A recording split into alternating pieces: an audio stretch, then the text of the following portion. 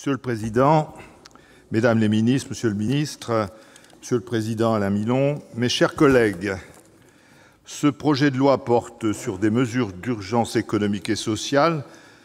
Reconnaissons tout d'abord, Mesdames les ministres, Monsieur le ministre, que le calendrier imposé au Parlement illustre tout particulièrement ce caractère d'urgence, puisque nous sommes réunis pour examiner ce texte 2 jours après son adoption au Conseil des ministres et le jour même de sa transmission au Sénat par l'Assemblée nationale. Il s'agit donc, admettons-le, de conditions de travail peu confortables. Heureusement, ce projet de loi est court. Il ne compte que 4 articles, même relativement brefs.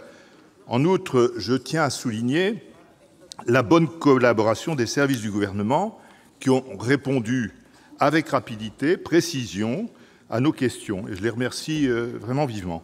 Le dialogue a également été nourri ces derniers jours avec le rapporteur de ce texte pour l'Assemblée nationale, c'est-à-dire Olivier Véran, dont je salue ici la disponibilité, l'esprit d'ouverture et la courtoisie. J'ai noté donc une réelle volonté de nouer entre nos 2 assemblées, sur les projets de loi sociale, une relation nouvelle qui, je l'espère, perdurera, comme je le souhaite aussi avec le Gouvernement, Mesdames les ministres. Il y a dans nos assemblées autant, sinon plus de talent, de compétences et surtout d'expérience que dans les cabinets ministériels. Le reproche que font certains dans les ronds-points est qu'on ne les écoute pas. Nous pouvons souvent dire au Gouvernement qu'il ne nous entend pas.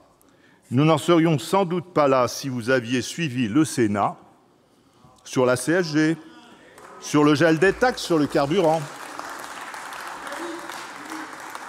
Ce n'est pas un reproche personnel, Mesdames les ministres, Monsieur le ministre, s'adresse en général et à tous les gouvernements précédents depuis des décennies.